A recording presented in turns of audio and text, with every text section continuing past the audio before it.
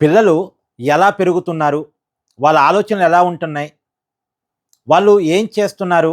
ఇది ఎప్పటికప్పుడు పేరెంట్స్ తెలుసుకోవాలి. లేకపోతే వాళ్ళ కెరీర్ పోయిద్ది. వాళ్ళ వల్ల అవతల వాళ్ళ ప్రాణాలు గూడా పోతాయి. ఒకటి వాళ్ళ కెరీర్ పోయిద్ది. 2 వాళ్ళ వల్ల అవతల వాళ్ళకి నష్టం జరిగిద్ది.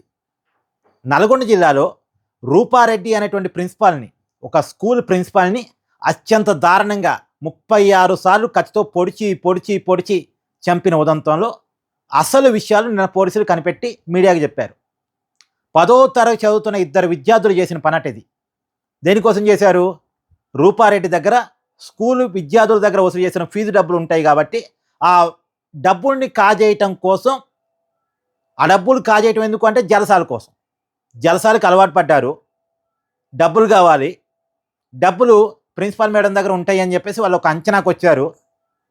దొంగతనం చేద్దాం అనుకున్నారు. ఆ దొంగతనం చేయడానికి వాళ్ళు వేసుకున్న ప్లాన్ ఏంటంటే, స్కూల్ అయిపోయిందట, ఒక అతనేమో హాస్టల్లో ఉంటాడట, ఇంకొక అతనేమో ఇంటికి వెళ్ళి టీ షర్ట్ మార్చుకొని హాస్టల్లో ఉన్న విద్యార్థిని తోడుకొని ఒక కత్తి కొనుక్కొని, తర్వాత ఒక మాస్క్, గ్లౌజులు ఇవన్నీ కొనుక్కొని ఆ రూపారెడ్డి గారు ప్రిన్సిపాల్ గారి ఇంటి దగ్గరలో ఉన్న వాటర్ ట్యాంక్ దగ్గర అక్కడ ఒకసారి చెక్ చేసుకొని, అంటే ఎవరు వస్తున్నారు, ఎవరు పోతున్నారు, ఎవరైనా చూస్తున్నారా, ఈ విషయాలన్నీ అక్కడ నక్కొని దాక్కొని చూసుకొని, తర్వాత ఒకతను బయట కాపలాగా అటువంటి, ఒకతనేమో ఇంటి వెనక నుంచి వంటగది డోరు ఓపెన్ చేసి ఉండటం వల్ల ఆ వంటగది డోర్ నుంచి ఇంట్లోకి ప్రవేశించి ఇంట్లో ఉన్న డబ్బులు దొంగతనం చేసే ప్రయత్నం చేశాడట.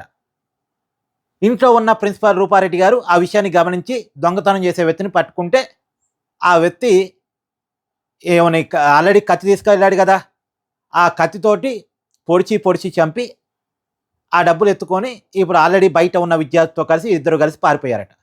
వాళ్ళిద్దరూ గత కొన్ని రోజులుగా స్కూల్కి రావట్లేదు.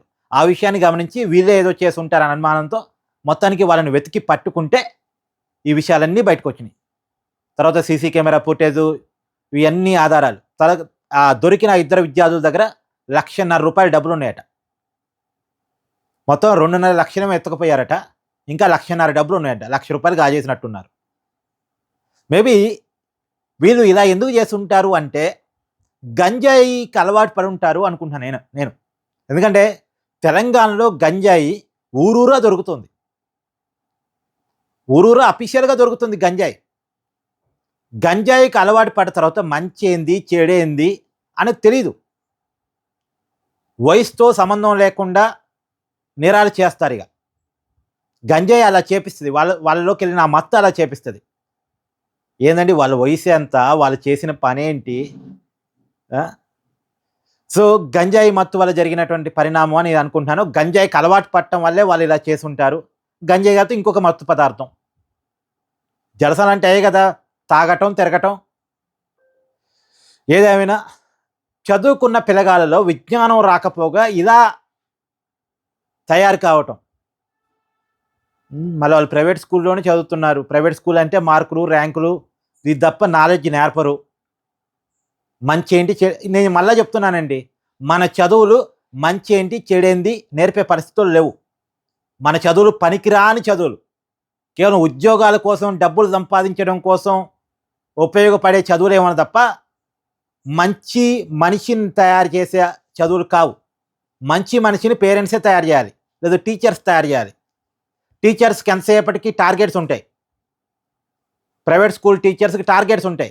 ఈ పిల్లగాడికి ఇన్ని మార్కులు రావాలి, క్లాసులో అందరూ పాస్ కావాలి, నెంబర్ 1 ర్యాంక్ మన స్కూల్కే రావాలి, వాళ్ళతో బట్టించాలి, syllabus time to time complete చేయాలి. ఈ టార్గెట్స్ ఉంటాయి. వాళ్ళ పిల్లలకి మంచి చెడు చెప్పలేరు కాబట్టి పేరెంట్స్ బాధ్యతే.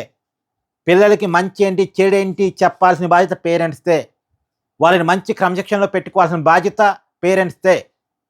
మన చదువులకి చేత కానప్పుడు కనీసం పేరెంట్స్ కన్నా చేత కావాలి. కానీ పేరెంట్స్ ఎవరి పనుల్లో వాళ్ళు ఉంటారు. పేరెంట్స్ పిల్లలకి టైం ఎవరు, టీచర్స్ పిల్లలకి టైం ఎవరు. మన చదువుల మంచి ఏంటి చెడేంది నేర్పలేవు. మొత్తంగా పిల్లలు చేసిన పని చూడండి. వాళ్ళ కెరీర్ పాడైపోయింది. ఇప్పుడు వాళ్ళు జైలుకి వెళ్తారు.